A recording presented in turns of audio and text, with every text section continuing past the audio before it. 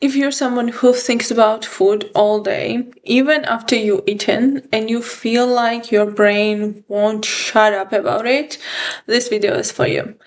In the next few minutes, I'm gonna be showing you how to reduce food noise. I will explain how food noise actually works, why it gets louder, and what can you do to have a simple plan which will help you get rid of it starting today. Let's start by definition, because you cannot fix something if you don't know what it is. What's food noise? Is, with the definition, food noise is a persistent, repetitive thoughts about food which feels hard to switch off, and they start interfering with your life. It's more like a rumination than a normal hunger. It's not just, I'm excited for the dinner, or this is my favorite food, I'm gonna eat it even though I'm not hungry. But it's a mental chatter that keeps returning. It drains your energy, your resources, and starts pushing your choices.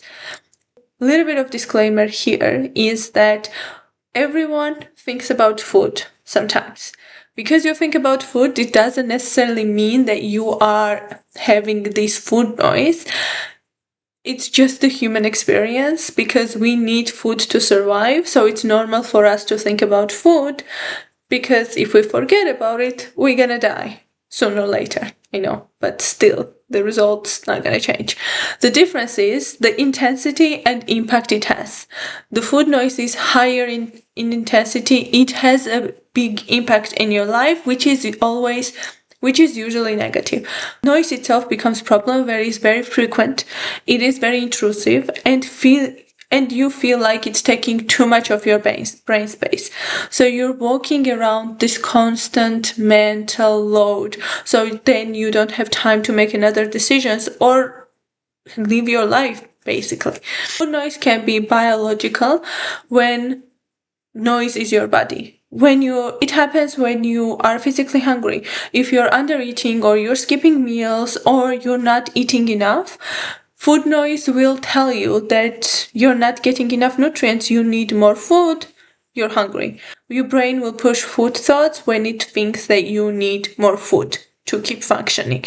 The second type is environmental, and it's more of a cue related, which is when you see food, when you smell something, or with the social interactions, with the scrolling, you see some delicious recipe and now you want to eat it.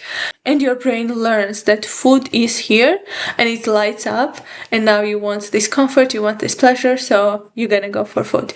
And the last part is stress and habit loop related, which is very huge one, especially for people who are struggling with binge eating and overeating. If your brain has learned that food quickly changes how you feel, it gives you comfort, relief, distraction, and pleasure, it will start suggesting food every single time you're craving that specific condition. That's what happens when you are struggling with binge eating. When you're stressed or uncomfortable, you immediately think about food. The noise immediately comes and it tells you to eat, because it already has the proof that eating in this situation makes you feel better. It's basically a reward system. Your brain learns that if I'm feeling uncomfortable and I will have food, I will feel comfortable again. We can blame dopamine in it, but I don't know how correct it will be, because dopamine itself is not bad.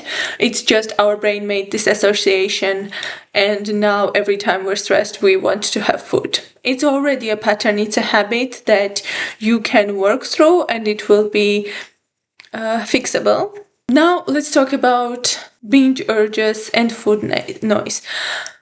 If you're struggling with binge urges, food noise can increase the vulnerability, and often it looks something like this. You are getting more and more preoccupied with food, and you're starting to have this dialogue within yourself, like, should I eat this? How much should I eat? I wonder how many calories are in this specific food.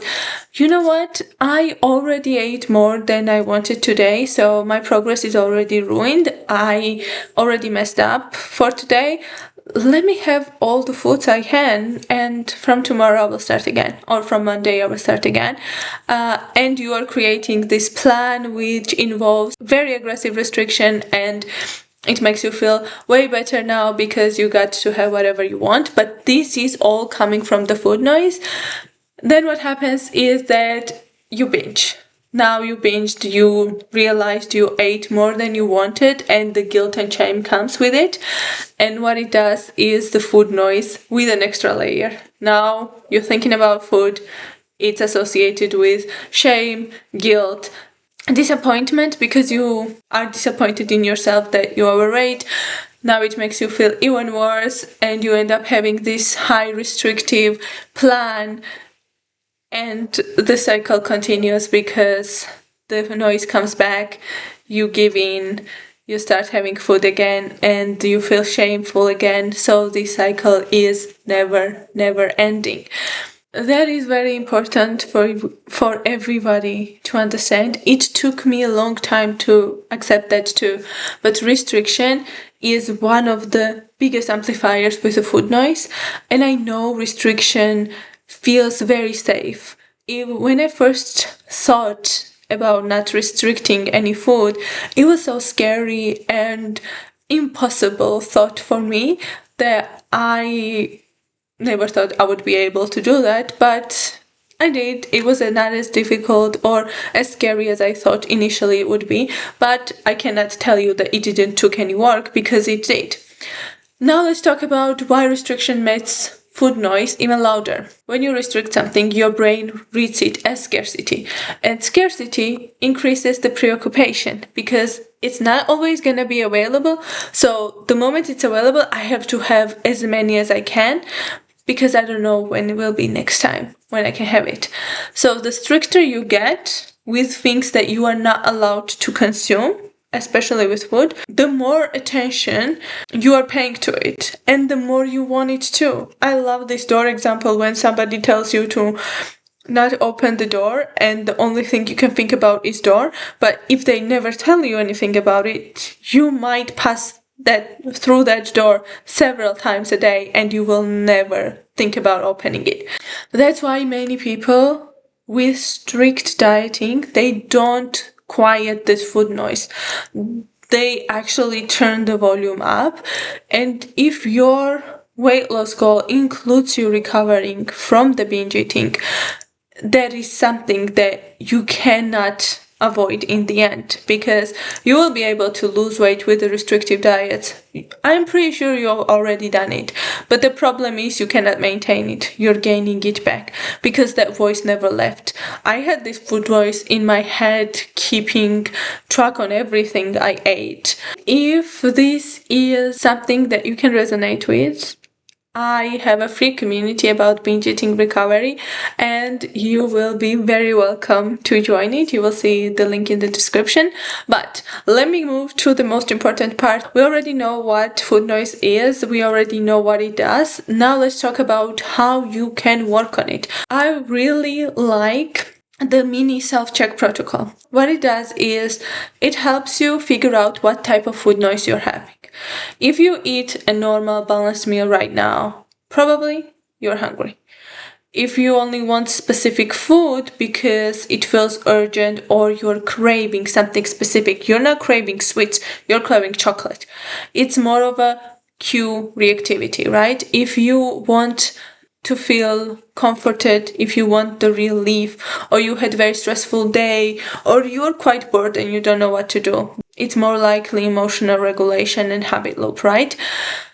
Now, when you figure out what type of food noise it is, if it is biological, you are physically hungry, then how to get rid of it? It will be to eat. And I know I'm giving you scenario-based resolution, but it is important to know how to deal with acute situations, because in the end, if we go deeper, the food noise is something that you learned because that's the only way your body knew how to help you with the things you were dealing with. Now, how to reduce the food noise? Let's get practical. Here's the exact step-by-step plan. First, remove the scarcity signals. Reduce the scarcity messages, which means that you're gonna have consistent meals not saving all your calories for the evening when you go out and have dinner with your friends. And mentally, just move away. I can't have that mentality. Basically, the restriction. Because for the brain, that is a gasoline for the obsession. If you cannot have something, that's what you want because it's forbidden, because the scarcity is associated with it. First one is to remove the scarcity signals. What it is to have constant meals. I know it sounds unbelievable, but the biggest issue people have who are recovering from binge eating and who are trying to lose weight is that they're actually not eating enough. The amount of food they consume is very little in the nutritional values. That's why they are hungry all day. Clean up the cues. Like, if you are consistently exposing yourself on the food content, you have delivery apps on the go, and you are in an environment which triggers you, you are poking the system all day and you are waiting when it will crash out and when you will end up having the binge episode. Very simple steps that you can do is to don't scroll food content when you're tired or when you're hungry. You can scroll. I'm not going to tell you to don't use social media. That will be impossible in this day, but I will tell you to not watch the food content which makes you want to eat food even though you're very aware that you're not hungry right now, or have an evening buffer routine after dinner, what I mentioned earlier, that not gonna eat anything and on the evening you're gonna go and have a food with your friends. If a certain situation can become high trigger,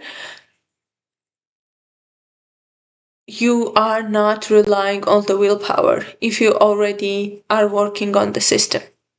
And how you're working on the system is to install a replacement regulation habit.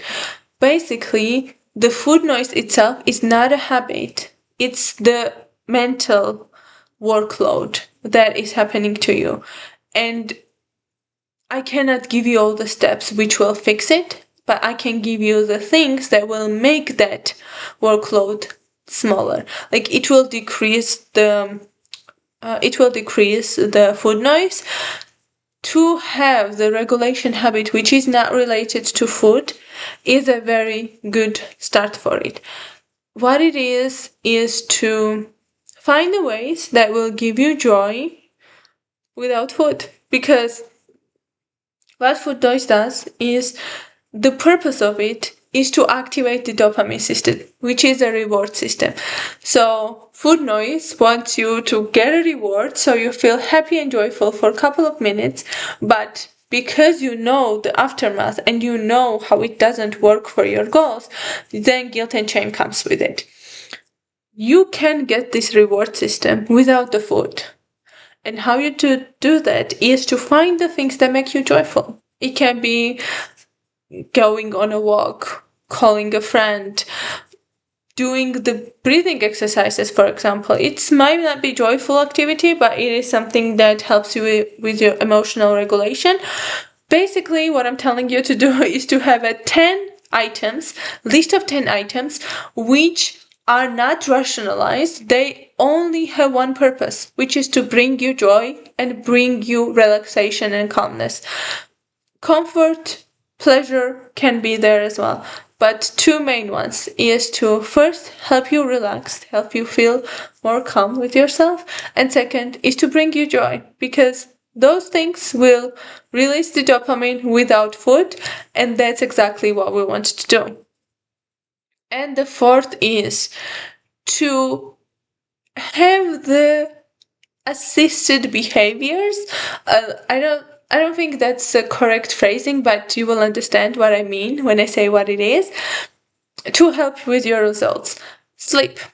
When you're sleep deprived, your cravings increase, your brain is more biased towards high reward food, so your thoughts are getting louder. You need to have good sleep. And sleep is helping with everything. If you noticed, everybody talks about sleep because it's important.